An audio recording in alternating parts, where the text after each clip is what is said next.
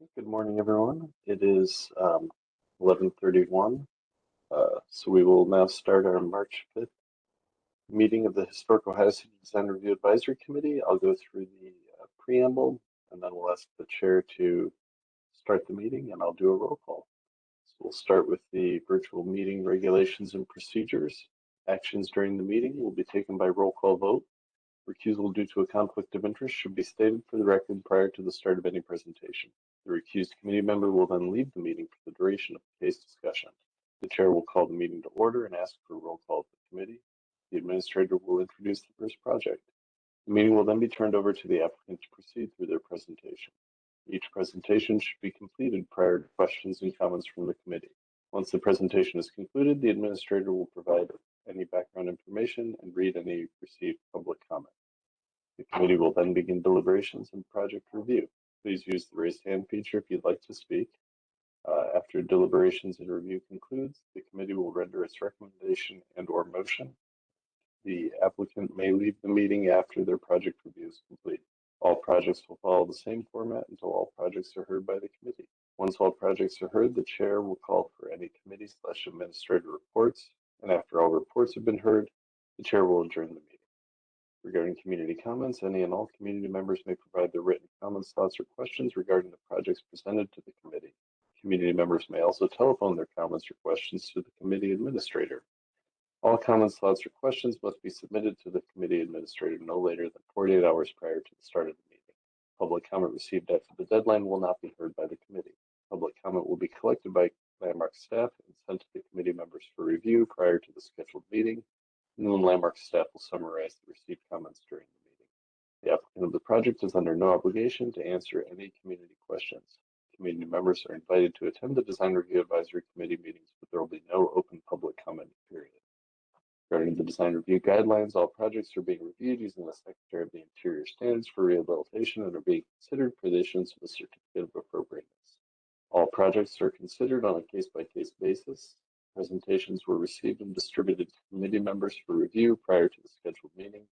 Changes to the presentation after confirmation of receipt by Landmark staff are not shown here today. The Historic Ohio City Design Review Advisory Committee makes recommendations to the Cleveland Landmarks Commission. These recommendations are not final actions. Depending on the scope of the project, submissions may be approved administratively or will need to be reviewed by the full Cleveland Landmarks Commission. If that's the case, projects will be scheduled for the next available commission meeting after an action is taken. We've got the Secretary of the Interior Standards for Rehabilitation available if anyone needs me to refer to them during the meeting. Ask and I can gladly go back to this slide. But without further ado, Madam Chair, if you'd like to call the meeting to order, I'm happy to do roll. Thanks, Dan. Calling today, March 5th, Ohio City Design Review Committee meeting to order. Can you please call the roll? Ms. Anderson? Ms. Flaherty? Mr. Frondorf? Ms. Lamb? Here. Mr. Miller? Ms. Myers? Here. Mr. Persons? Here. And Ms. Marinucci? Here.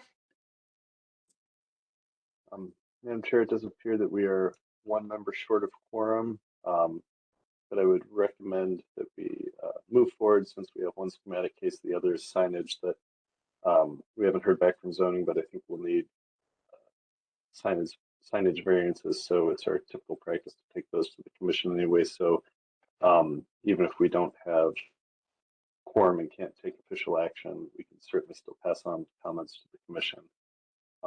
Or if another member shows up, then we'll have quorum and can take a vote. So That sounds good. okay. With that, we'll call case HOC 26-05, 1515 West 29th Street. We have John Benedict here from the Brilliant Electric Sign Company to talk us through his proposal. So John, if you just want to let me know when you want me to switch the slides, I'm happy to do so. Good afternoon, or Say good morning, everyone. Thanks for the opportunity to present the sign package today for the studios at 1515. I'm joined here with by Jack Maxwell, who's going to walk us through the presentation. Yeah, we're also joined from Bonnie as well from K2M Design, that is representing the owner of the building as well. So I am for the first slide there, just kind of showing the sky view of where the sign is going on the building. We did explore a couple different areas, and with the existing trees and shrubbery that's in the way there, and not wanting to cut all of that down, we had to move it back to this further elevation just to make sure that it was fully visible, because we did look at it, like I said, in a couple different areas, and this was by far the most visible for that aspect of things. On the next slide, that is just showing where these next few slides, the areas of where, or the sky view area of where these pictures were taken from, and showing the existing building area. You can go to the next slide.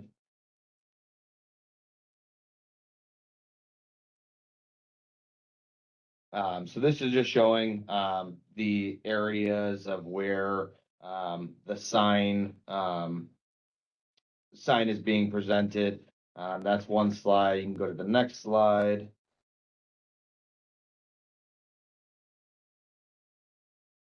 Next slide, or next slide there, kind of same thing, just showing some of the different vantage points of areas, as well as this one as well.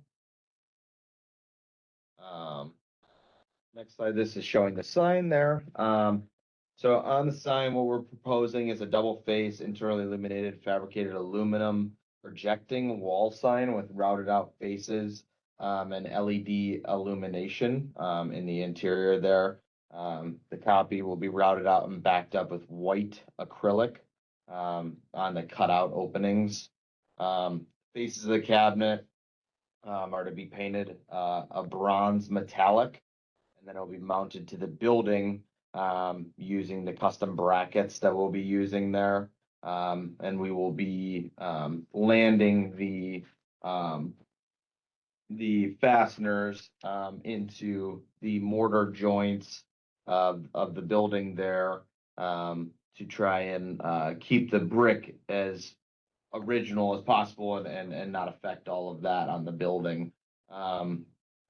And it's kind of, I know it's a little bit of a bigger sign.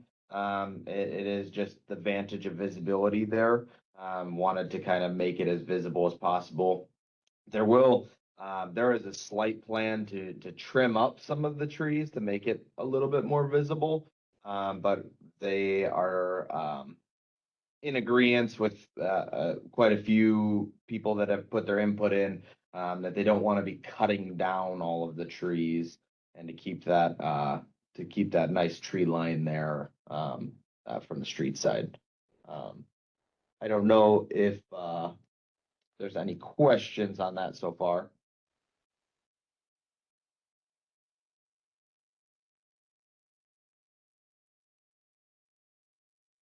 And then that's pretty much the scope of the project as of right now.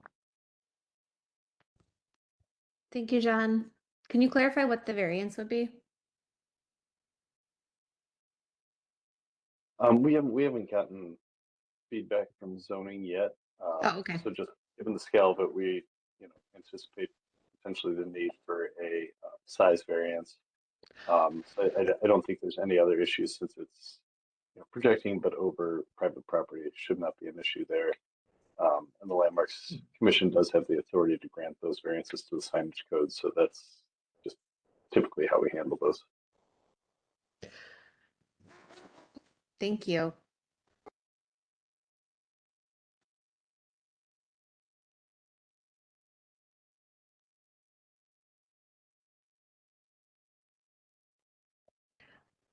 Are there any comments from my committee members?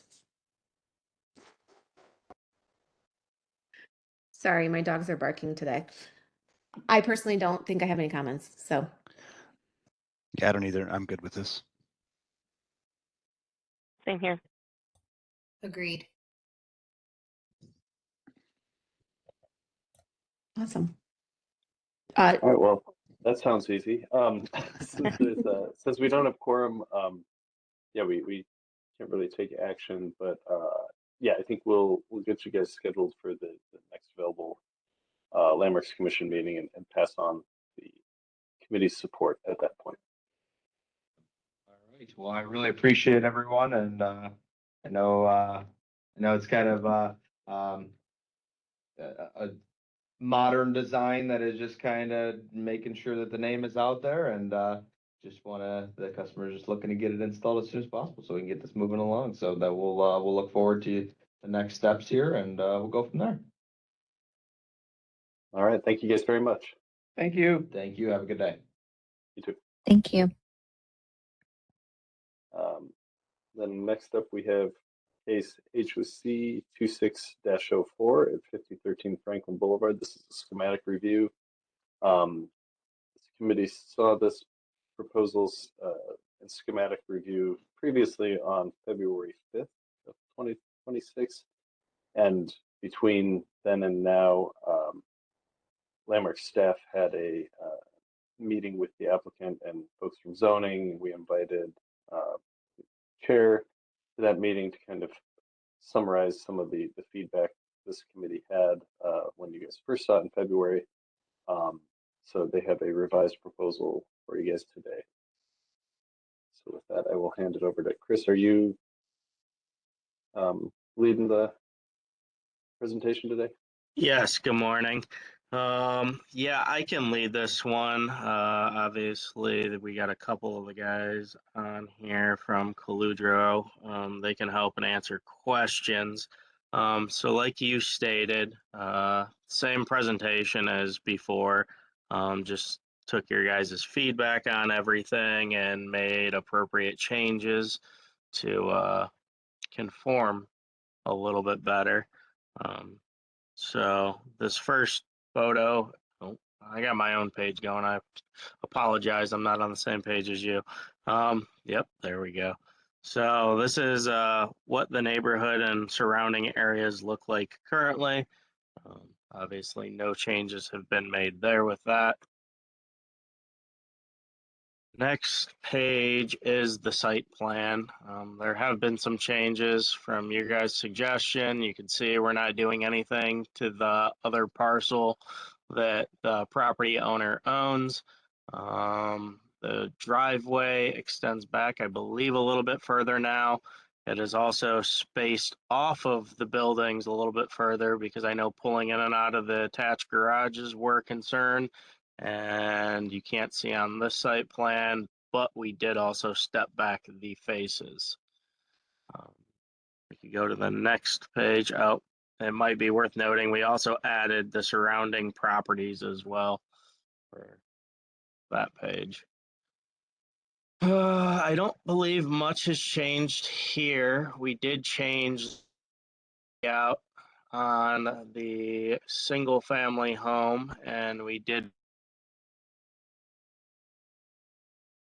of the front entry door, the sizes and the layouts of the windows on that home are also changed, more symmetrical and appropriate for size. We can move, the other And Chris, thing if I can step in, Yep. me and Austin could probably provide a little bit more details on that, Perfect. the specifics regarding like the pendants. I know the previous discussion, you guys wanted more symmetry there. So we made sure that the slopes reflected each other, regarding the lower pendant and the top one.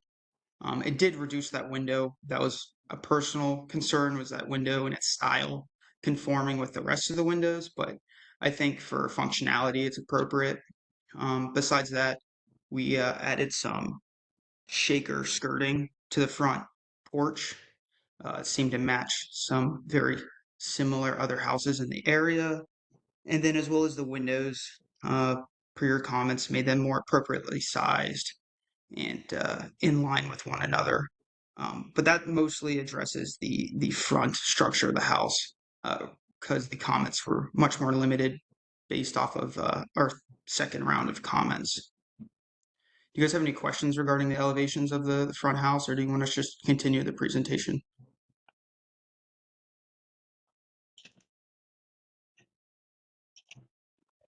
I think continue. Okay. If you want, you can go to the next page if you're willing to, please. Chris, feel free to jump in too. Sorry for jumping in front. No, you're good. I'd Um, rather you take the reins, seeing you know these changes probably even better than I do at this point.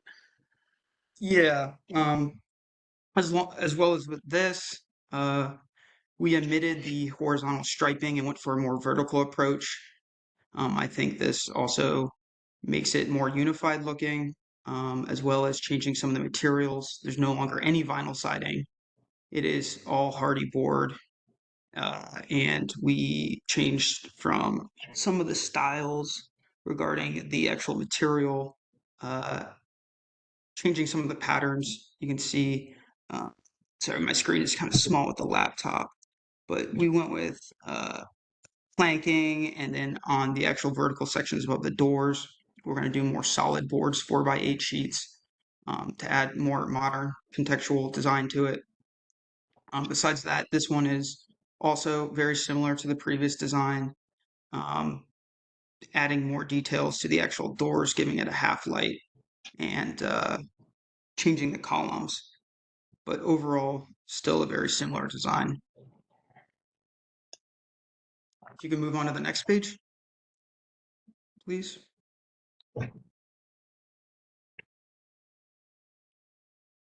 This is just, once again, elevations of them combined. So it's a printing glitch on the top left one, but that doesn't represent anything. Yeah, just additional views. If you can move on to the next sheet.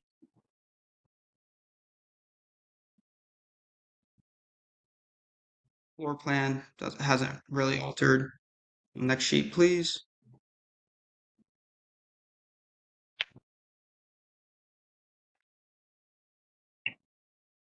Same thing, floor plan. We did, like Chris mentioned, we did reflect and rotate the floor plan just so the garages are more usable.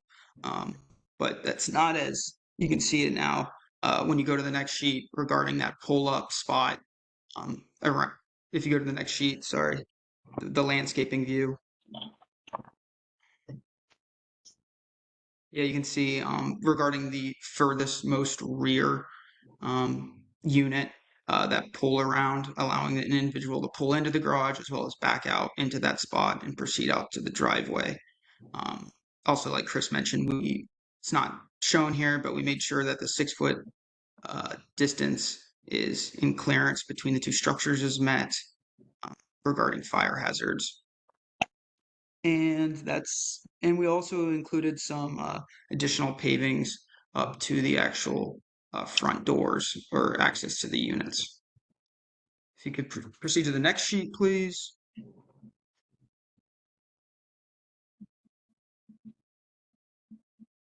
There is some 3D light renderings of the views just for more schematic and visual presentation. Same items, same details. Like I said, just another form of presenting it. If you could proceed to the next sheet.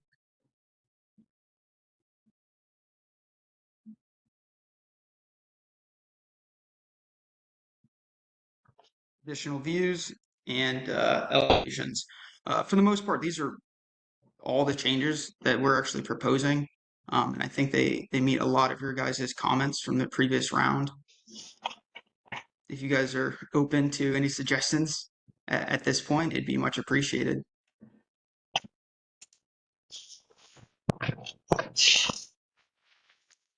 Thank you.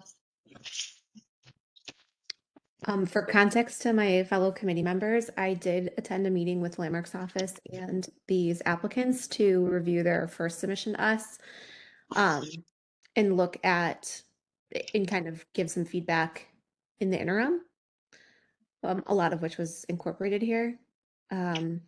So with that said, if anyone else wants to like start the conversation on thoughts on this design change, on these design changes, just because they've heard a lot from me, I think.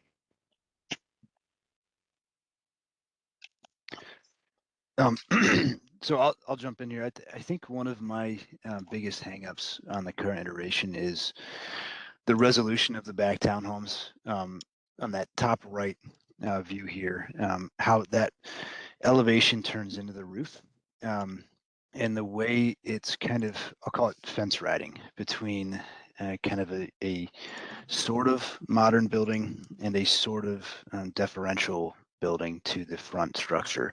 So it's got elements of a modern townhome that are sort of there. There's not a lot of depth. You're not kind of pushing or pulling the gray in from the, call it taupe or beige portion of the elevation.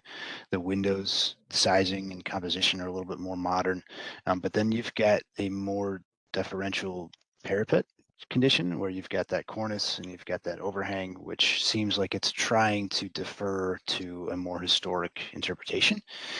But when you put them together, it feels like it's making neither successful. So I think, in my opinion, you need to pick a lane.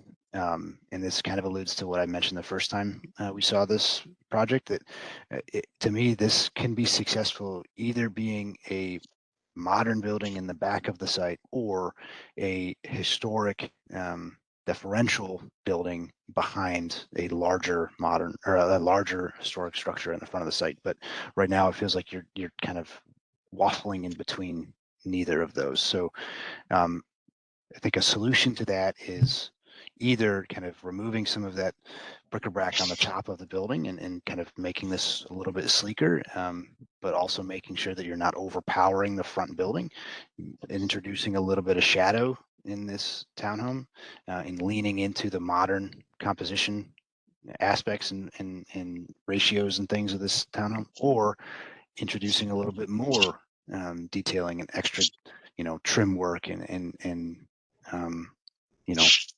pieces and parts on the elevation so that it feels like it is more tied to the front building.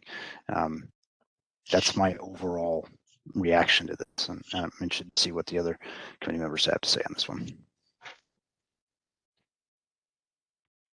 Yeah, I agree with all your comments. I think another thing that's kind of a holdup for me is I think the proportions of the windows on the townhomes isn't quite hitting it for me. It feels like they're sitting up kind of really high compared to the other datums that you've created on the facade, and I'm wondering if there can be another iteration of just trying to scale those properly.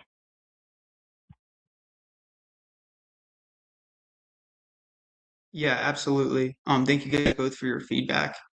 Both valid points. Yeah, we definitely were trying to make it differentiate the rear structure from the front. But it is a good point that we are kind of stuck between the two designs of modernism and an Italianate style. I would concur on that. And we were trying to blend the two, but as you can tell and see, to your point, it's a bit challenging. So yeah, we can definitely lean into one of those designs and architectural styles more so. Well, and I want to be really clear, that the opinion that I have on that, I think there are members even on this committee that I think will have a differing opinion on if that's the correct approach to take here. And Nia, I think you can also speak to this, that, that's not a universal position or recommendation that this committee is going to make, that like modern is going to be okay in the back of the site. And Nia, I'm curious to see kind of what your advice or critiques were in that internal meeting, and see where that direction was, because I to me this could be successful in a few different ways, in a few different directions. Thanks, Chris. Yeah, I think I tried to emphasize that point. When they're with one committee member, you're getting one opinion, and that there was we have a spectrum on both this committee and Landmarks Committee in terms of what, people who want to see it more modern, people who want to see it more traditional, and there's sort of, you're just not going to please everyone in that sense. I think interestingly to the design team, I actually think the interim iteration you had of the townhomes that you showed me at that meeting was a little bit more successful than this current iteration. Um, I think, and I'm like trying to remember more clearly what it was. I know that I had definitely given you the feedback of adding more windows to this kind of like front facade, meaning the interior facade, but that acts as like the front door of these units, which you did that. But I also agree, I think it was Grace's point that the proportion and rhythm of those windows that as they are in front of us right now could definitely be improved. Um, and I know that there was like a banding element that for me, and it's similar to Chris's point, like when you're applying different materialities to a flat surface, it still is just applying different materials to a flat surface. It's not really adding anything, in my opinion, architecturally. And I think that's still applicable to this iteration. You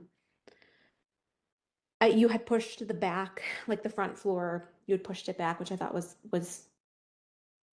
like the previous iteration you showed me that had already been done, and I think that was a improvement. And we also talked about actually giving more space between the front house and the back units, which you did do as well, which I think gives an improvement as well. I think a lot too of our conversation, Chris, for context to you, was pertaining to the front house. They had come with an iteration different than what we saw at our design review meeting. That was, I think, a big step in the right direction. And then there was just some tweaking, like unifying the roof pitches, how to deal with those two front pediments, a regular rhythm to the front windows, in particular. And I think we talked a little bit too, like when they get to the point of detailing kind of that front porch element, what that could look like. In a similar comment, I think the banding on the front home makes more sense in the context of like the level differentiating. And I think I had also said that, oh, this is another personal preference, that I don't personally love the like hardy version of shake. And I would say like you could even keep that just as an accent color, but keep it lap siding. And that was kind of, dealer's choice. Because again, I feel like that's leaning towards my more personal opinion on that material in particular. I don't know, Chris, if you want to chime in with anything else that I specifically gave you guys during that meeting, you can, if that didn't feel inclusive of what we talked about. No, I believe that covers it. I'll be honest with the hearty shake on there. I honestly think the property owner's wife is a fan of it, I believe, because when we left, he didn't make any notes to change it. They liked the way that it looked. He's obviously not present to chime in. He couldn't be available today. I'm not opposed to us taking that out or changing that whatsoever. To me, it doesn't make a difference. I agree with you. We've installed it numerous places and it doesn't look like real shake to me anyway. So, I mean, I'm all right with us taking it out. That would not be a Um, sticking point for me, even if for not being a favored material. It was more just me kind of running through what, and I think, and fellow committee members, correct me if you don't agree, but I think the front house is at a point where I think it's pretty agreeable in terms of kind of fitting into the district while also being a little, I think the front house has made a lot of big strides, and I'm the only thing I think I would recommend is I don't love the sliding window at the front, and I know that I think it was Brent talked to that. I think it's just still a little bit disjointed to me from the rest of the Yeah, rhythm. I would I agree. I would take another look at the sliding window, and also I would come with actual color swatches of what these are going to be, to make sure that, like the white trim, or is it off-white with the beige with that light, mid green color. Like I would come with the actual color palette of what this is going to be, because I think it's not disingenuous, but it's difficult to ascertain what the actual colors are going to be from, call it a Revit or a SketchUp interpretation. I do appreciate the upgrade in materials throughout the Yeah. project. It's a big deal that's happening, and I agree with the front house comment. My sticking point with the rear, I'm in agreement about it needing some adjustments, maybe some dimensionality, not being so flat. But my big thing really is that it's 3 stories, and I'm struggling with it competing in the massing size with the front house. I mean, from a preservation perspective, we a lot of times see front and back houses on these lots. But more often, the front house is more dominant in size, and the back house, I would look for that to be a little bit more deferential. Yeah, I don't disagree with that. I also, you know, I wonder what it is going to look like from the opposite angle. We're viewing it kind of like straight on from the property owner's side, but I wonder as you move past that, what it looks like in the context of the adjacent buildings. Is that back house going to seem like a big kind of monstrosity, or is it going to fit within the context of the other buildings?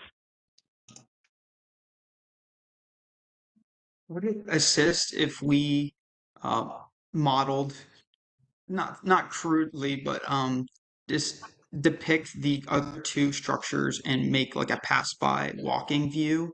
That way you guys can have a more visual representation of the back and its massing representing to the other very close structures. That would be helpful. Either that or just sightline renderings from the ground, from an actual standing, Yeah. because those walkthroughs or flybys are, I think, challenging to do in this context, either from Wi-Fi connectivity or issues that are going to be kind of choppy. So at least from my perspective, if you just did, we're on that view, 3D view 1, if you did the opposite side of that front house and then you did 3 streets or three parcels down, what that looked like, so that we could see, okay, can you still see it? Is it still higher? Is it still visible? So that we got a near mid far understanding of the viewing corridors to and from the site. Yeah, I agree. And if there's any tree canopy around there, that it could even just be some pictures of the actual site from street view with this like kind of pasted in. I don't know. Yeah, and you guys did include a like kind of pulled out site plan in this submission, which I think is also helpful. And Dan, if you can go to that sheet. There is not that one. There's one up a little further in the presentation. There's Higher. a bit Whatever of a the lag right term with is, towards the beginning. yeah, there's larger files, so there's quite a bit of lag. I don't know. That's Our fine. internet is a little slow today too. Third page from the top. Yeah, it's helpful to see, I think, too, the you can't have really any visibility, I would say, from the what is that? The west side, because of there's like that relatively newer Knez development that's very dense and very like prominent on that corner. So I don't think you have literally any visibility from the west. And then east, as you're moving west, you would get some visibility of this guy, the back house. And the 2 cottages kind of already in the property, ownership are smaller. I'm curious, Dan, is it possible to read in Alex's comments, or do you want me to? Is that something we can do? Yeah, let me just find those. Yeah, Alex Frondorf wasn't able to be here today, but he did send an email with some comments he just wanted shared with the committee and the applicants. He says that improvements in the design and material selection have been made, but he feels that there are some more needed. The site plan with the elimination of parking on the parcel to the east is better, but this is still trying to do too much on this parcel within the 2-family zoning. The house on Franklin with carriage house in the rear would be appropriate. 2 additional townhome style units appropriate, not just from a zoning perspective, but from a design perspective. We typically do not allow townhomes to be built in backyards. We should not start here. The townhome units proposed are 3 stories. This is in contrast to the primary home, which reads 2 stories from Franklin, though it may have a partial 3rd story tucked under the roof. At most, the rear structure should be 2 stories. He says, given the placement of the adjacent property to the east, these townhomes will be clearly visible from the public right-of-way. The design of the townhomes is incongruous with the historic district. There needs to be actual design here, and it should not include the sliding glass door. Says that the final plan should also include landscaping. And he's happy to see that you guys have come back for schematic, kind of discuss before moving on to make the final design changes for final approval. So those are his comments. Thank you, Dan. Question, and the owner is not on the call, correct? Is that? Correct. He is not. I have a question for you guys, and this is in the light of that feedback, as well as sounding like Margaret isn't of a similar feedback of like the 3 just might be too much. Would the owner consider dropping the parking level of this plan and not doing garage parking so that the whole thing can just come down to 2 stories and doing surface parking for those 2 units? So I'm not sure if he would. And the issue again is that his current tenants on the other lot, he was willing to go, all right, not my problem, when you guys the second go around said to remove the parking there. But to then remove all that parking, the issue is there's no street parking anywhere right there in that immediate area. Mhm. So the more parking he eliminates,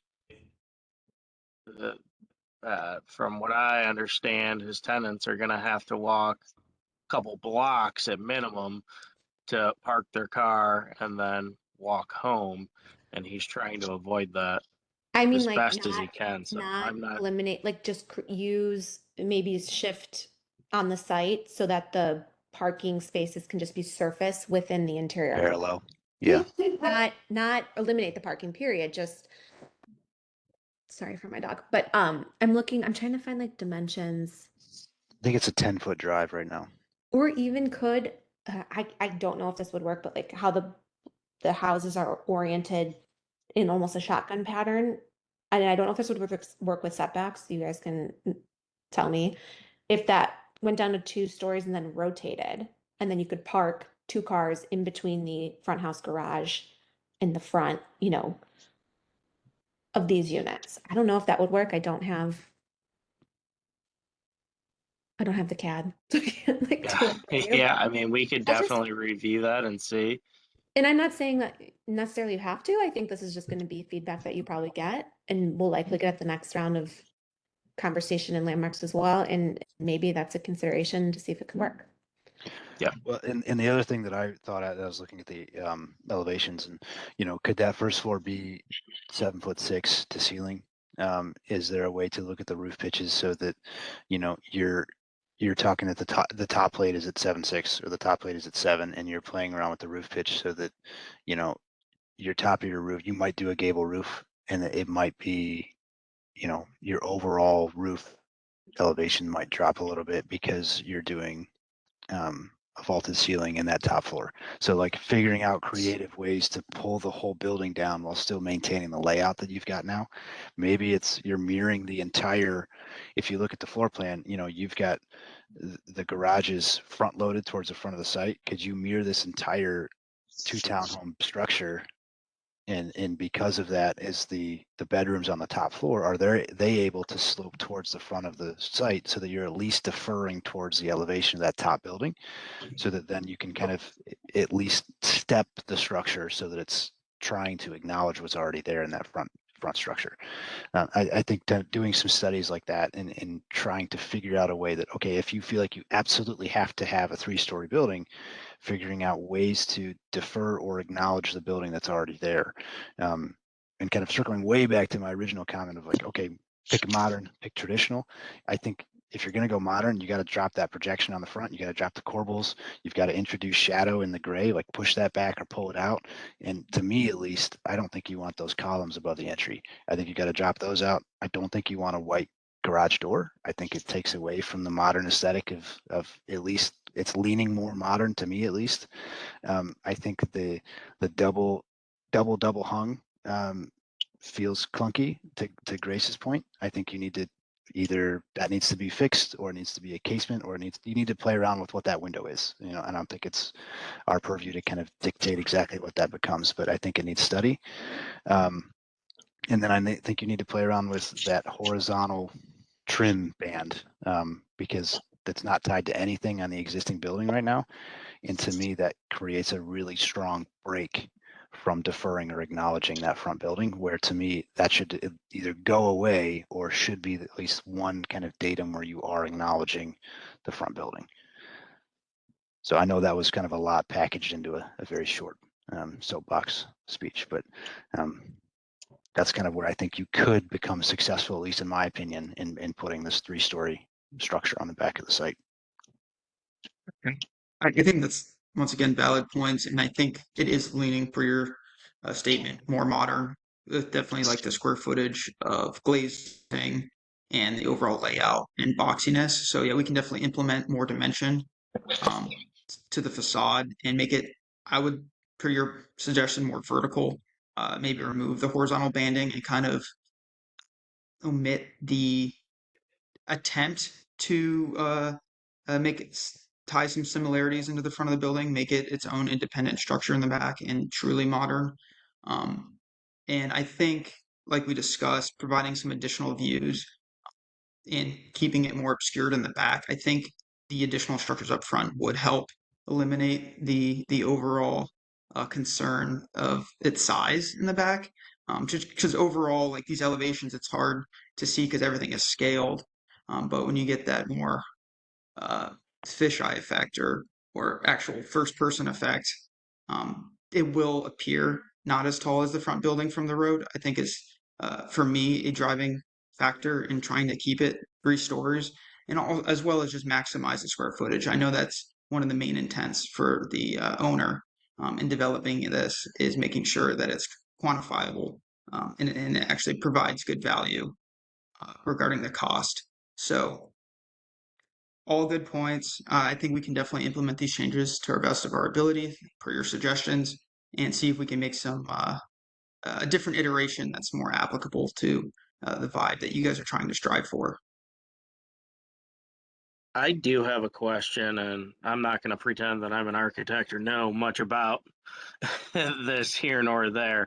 The big issue seems to be still the size of the rear home versus the size of the front. I know obviously we got the roof line below 30 feet on the back. The front home is now taller. I know you guys said everything minus that one front window on this front house is pretty much good to go at this point. Would it be worthwhile, obviously not footprint wise, but to make this front home even larger to pull some of the focus off of these back townhomes? So instead of going 8-foot ceilings in there, if we go 9 or 10, or is that going to completely ruin the look of everything on the street then and open up a whole new can of worms? I'm just thinking of ways, instead of minimizing this back townhome, to accentuate the front to make it look larger so the focus isn't on this back one. I mean, to me, at least, that's a valid consideration. We don't often see that in new construction because there's incurred costs in raising your ceilings to 9 feet on each floor. But it's a twofold question, really. It's, does it make sense for this building and does it make sense for this building compared to the buildings next door? So, you know, I think you guys have to weigh that against the buildings in the homes down the street and see if it's down the front. Is the front home going to dwarf or diminish the character of the rest of the street? Because you know that's going to be a main question or area of review, I think, for all committees. I guess the hard spot is to the west. Obviously, there's that new modern building. I mean, that thing dwarfs everything on the entire street. That thing's massive, it's huge, and everything after. So I guess I would then lean on, well, this one to the west is big, so as long as we're not larger than it, and then the rest of the street tapers down. But I'm just, again, with the property owner not being here, he's not just trying to buy, build, flip, sell. He holds his properties, everything in the historic area there. He owns multiple properties. He takes pride in the area, but I don't even know if he'd like that I'm going to bring this up. He's questioned, should we just pull the plug on this? Is no matter what we do with this, are we going to just keep coming back every month and change after change after change? And before we know it, we're a year deep and nobody is ever going to agree to give us the green light to pass on to the next stage. So I guess I'm just trying to figure out solutions without creating more problems for him. Chris, that's fair. And to reiterate, this committee is not the approving body. That Right. is the Landmarks Commission. So you can, we just advise them. So Yep.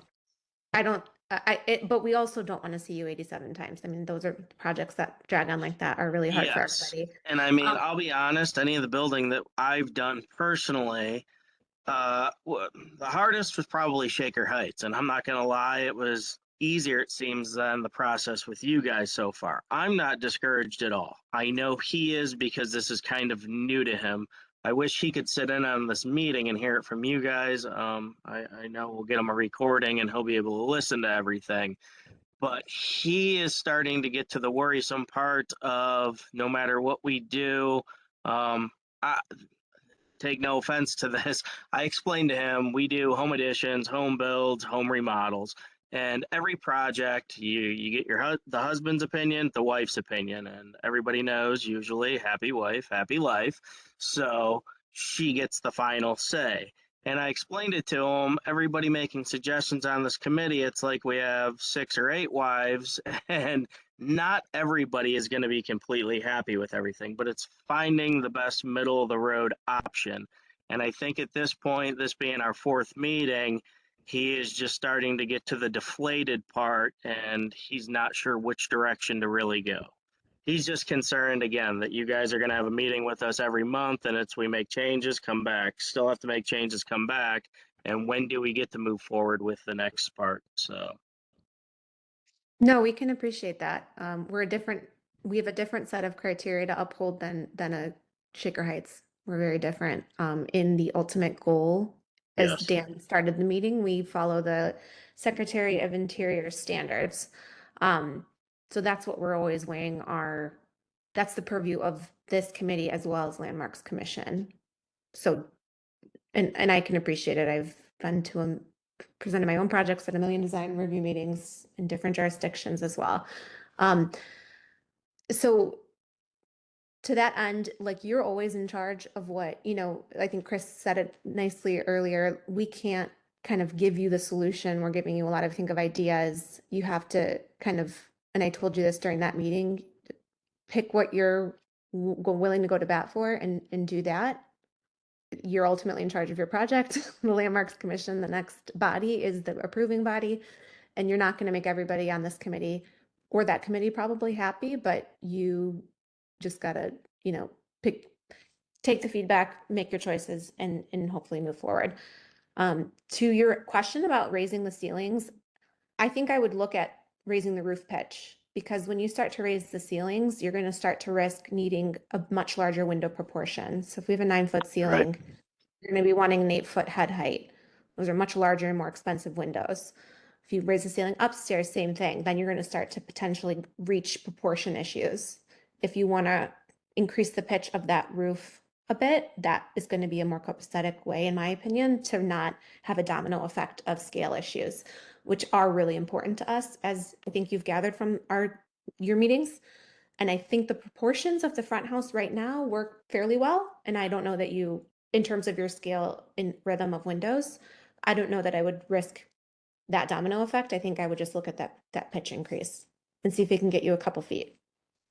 Very good. I appreciate it. Mm-hmm.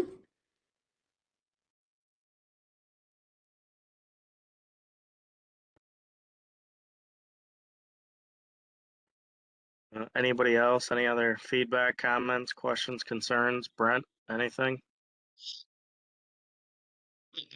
No, I've taken their feedback. I think it's points that we can all implement.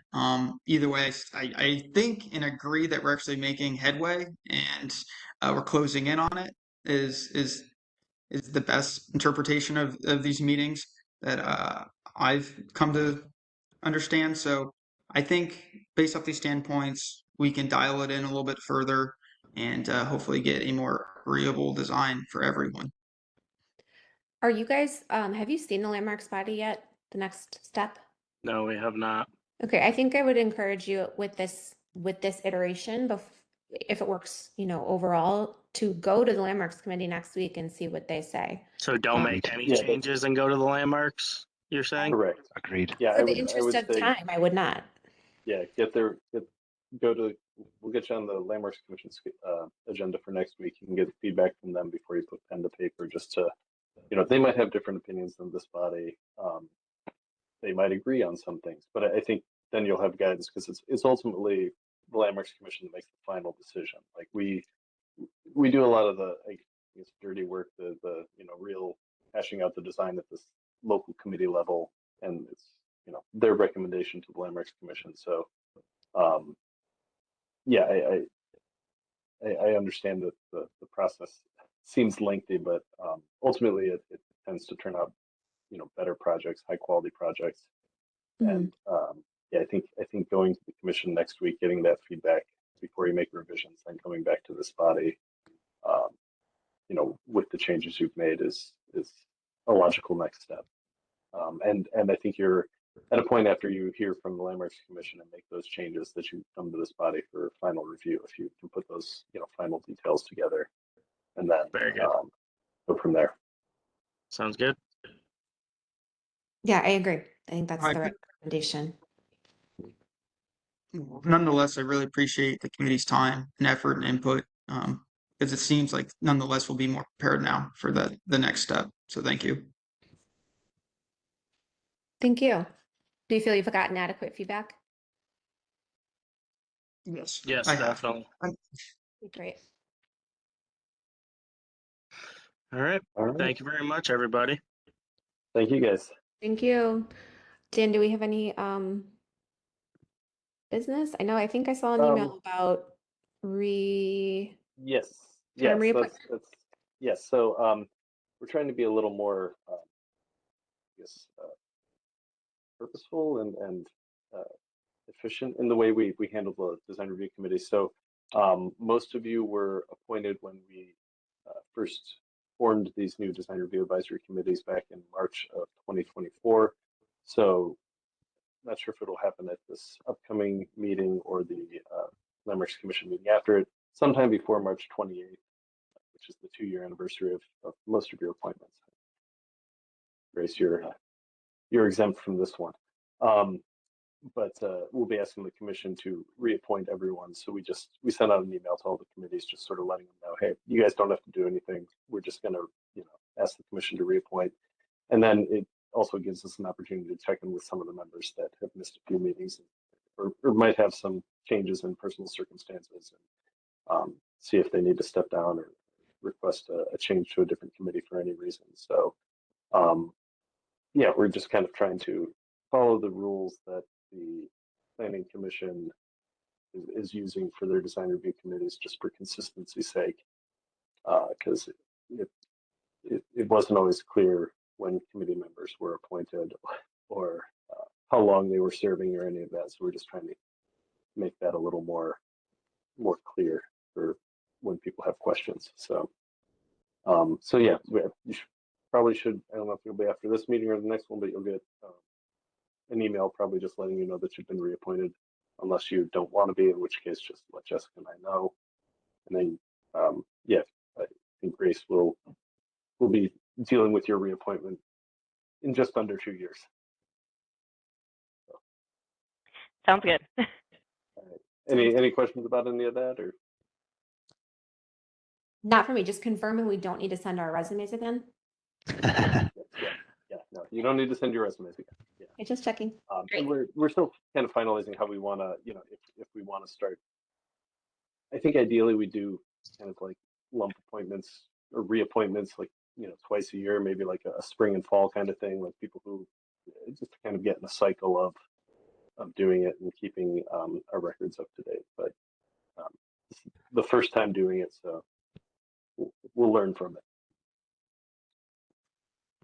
Sounds But good. yeah, as always, yeah, thank you guys all for your time. And we definitely appreciate it. It's a really critical part of our process. And yeah, like I said, you guys do the heavy lifting. So the commission meetings don't all go past 5 hours long. All right, sounds good to me. So I think with that, we can call today's Historic Ohio City Design Review Advisory Committee meeting adjourned.